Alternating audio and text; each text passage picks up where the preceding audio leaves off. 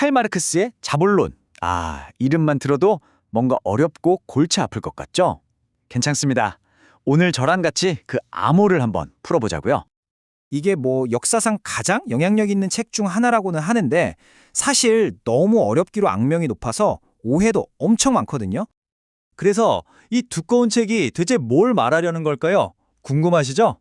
자, 지금부터 자본론 1권의 핵심만 딱 뽑아서 자본주의가 어떻게 돈을 버는지 그 비밀을 한번 파헤쳐 보겠습니다. 자, 마르크스가 풀려고 했던 가장 큰 수수께끼. 그건 바로 이윤이 어디서 생겨나느냐는 거였어요. 이게 언뜻 보면요, 진짜 마술 같거든요. 한번 생각해 보세요. 우리가 보통 물건을 파는 건, 그러니까 CMC라는 건요. 내가 만든 상품, 신발이라고 해볼까요? 이걸 팔아서 돈을 벌고 그 돈으로 내가 필요한 빵을 사는 거죠. 목적은 내가 쓰려고 하는 거예요. 그쵸? 근데 자본주의적인 거래, MCM은 완전히 달라요. 이건 돈으로 시작해요. 돈으로 상품, 예를 들면 공장이나 기계를 사서 뭔가를 만들어서 팔고 결국엔 처음보다 더 많은 돈을 버는 게 목적입니다. 네, 바로 저 마지막에 프라임이 붙은 M. 저 추가된 돈, 이게 바로 이윤이고 마르크스는 이걸 잉여 가치라고 불렀어요. 아니, 돈이 어떻게 돈을 낳죠? 이 추가적인 돈, 대체 어디서 뿅 하고 나타나는 걸까요? 이게 바로 자본론이 풀려는 핵심 미스터리입니다. 마르크스는 이렇게 생각했어요.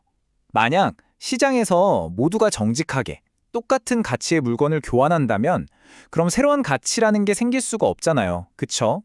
그냥 내가 가진 100원짜리를 남의 100원짜리랑 바꾸는 건데 여기서 어떻게 이윤이 남겠어요? 누군가 이득을 봤다면 그건 그냥 다른 누군가가 손해를 본 것뿐이죠. 일종의 제로섬 게임이라는 겁니다. 그렇다면 이윤의 비밀은 시장에서의 거래에 있는 게 아니라는 거죠. 마르크스는 그 비밀이 시장 바깥, 바로 물건이 만들어지는 생산 과정 안에 숨어 있다고 봤습니다. 그리고 이 모든 수수께끼를 푸는 열쇠가 되는 아주 특별한 상품이 딱 하나 있다고 말합니다. 그 특별한 상품이 뭐냐? 바로 노동력입니다. 그러니까 사람이 일할 수 있는 능력, 그 자체를 말하는 거죠. 이게 왜 그렇게 특별하냐고요? 자, 생각해 보세요. 모든 상품 중에 유일하게 사용하면 사용한 가치보다 더 큰 가치를 만들어내는 상품. 그게 바로 노동력이기 때문입니다. 자, 그럼 자본가가 시장에서 이 노동력이라는 상품을 사려면 노동자가 두 가지 의미에서 자유로워야 한다고 마르크스는 말해요. 좀 역설적이죠? 첫째는 당연히 노예가 아니니까 자기 노동력을 팔 자유가 있어야겠죠. 근데 둘째가 중요해요. 땅이나 공장 같은 생산 수단으로부터도 자유로워져야 한다는 거예요. 이게 무슨 말이냐면 가진 게 아무것도 없어서 결국 자기 노동력을 팔지 않으면 먹고 살 수 없는 그런 자유를 말하는 겁니다. 오케이, 자, 그럼 이제 자본가가 돈을 주고 노동자의 하루치 노동력을 샀습니다. 계약 성립. 이제부터 진짜 마술이 시작되는 곳, 바로 생산이라는 블랙박스 안을 들여다볼 시간입니다. 마르크스는 노동자의 하루 일과를 딱 두 부분으로 나눠서 설명해요. 아주 간단합니다. 하나는 자기 월급값을 하는 시간, 그리고 다른 하나는 사장님 돈 벌어주는 시간, 이렇게요. 자, 첫 번째 파트가 바로 필요 노동인데요. 말 그대로 필요한 노동이에요. 뭐가 필요하냐? 노동자 본인의 임금만큼의 가치를 만들어내는 데 필요한 시간이죠. 예를 들어 하루 8시간 일하는데 한 4시간 일하면 자기 일당이 딱 채워지는 거예요. 그럼 나머지 시간은 뭘까요? 바로 이 두 번째 파트, 잉여 노동입니다. 자기 월급 몫은 이미 다 벌었는데 퇴근 시간까지 계속 일을 더 하는 거죠. 마르크스의 관점에서 보면 이 시간 동안의 노동은 사실상 자본가를 위해 공짜로 일해주는 셈이 되는 겁니다. 바로 이 잉여 노동에서 아까 우리가 찾던 잉여 가치, 즉 이윤이 만들어지는 겁니다. 드디어 미스터리가 풀렸죠? 마르크스 분석의 핵심이에요. 모든 이윤의 원천은 바로 이 지불되지 않은 노동, 잉여 노동이라는 것.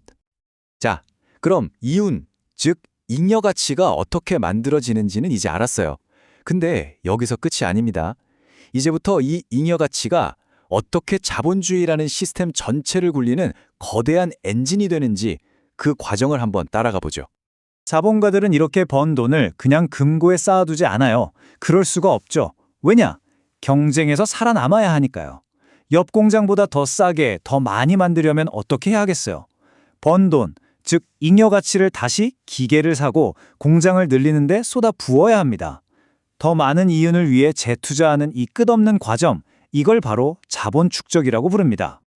그런데 이렇게 계속 공장이 커지고 더 효율적인 기계가 들어오면 어떤 일이 벌어질까요? 네, 맞아요. 일자리가 줄어들고 어쩔 수 없이 직장을 잃는 사람들이 생겨납니다. 마르크스는 이 실업 상태의 사람들을 필요할 때 언제든 값싼 임금으로 다시 데려다 쓸 수 있는 일종의 대기 인력, 바로 산업 예비군이라고 불렀습니다. 그럼 여기서 또 궁금해지죠. 이렇게 한쪽에는 돈과 공장을 가진 자본가가 있고 다른 한쪽에는 가진 거라곤 자기 몸뚱이뿐인 자유로운 노동자가 있는 이 기묘한 시스템. 대체 이건 어떻게 시작된 걸까요? 마르크스는 이게 무슨 자연스럽고 평화로운 과정으로 만들어진 게 절대 아니라고 말합니다. 오히려 아주 폭력적인 과정이었다고 봐요. 수세기에 걸쳐서 예를 들면 인클로저 운동 같은 걸로 농민들을 살던 땅에서 강제로 쫓아내는 거죠. 이렇게 대다수의 사람들을 그들의 생계 수단으로부터 폭력적으로 떼어놓는 과정, 이걸 시초축적이라고 불렀습니다. 그래서 마르크스는 이 과정을 정말 강렬한 문장으로 표현했죠. 자본은 머리에서 발끝까지 모든 털구멍에서 피와 오물을 흘리면서 이 세상에 나온다. 와, 정말 섬뜩하죠. 자본주의의 시작에 대한 그의 관점이 얼마나 비판적이었는지 단적으로 보여주는 말입니다. 그런데 마르크스는 과거 분석에서 그치지 않고 미래까지 예측합니다. 자본 축적 법칙에 따라 부는 점점 더 소수의 손에 집중될 수밖에 없고 바로 그 과정이 시스템의 모순을 극대화시켜서 결국엔 시스템 자체가 무너지는 날이 올 거라고 봤어요. 그리고 그때는 수탈자가 수탈당하게 될 거라고 예언했죠. 물론 마르크스의 이런 예측이 과연 맞았느냐? 이건 지금까지도 계속되는 뜨거운 논쟁거리입니다. 하지만 그의 결론에 동의하던 그렇지 않던 우리가 생각해봐야 할 점은 이거예요. 가치는 도대체 어떻게 만들어지는 걸까?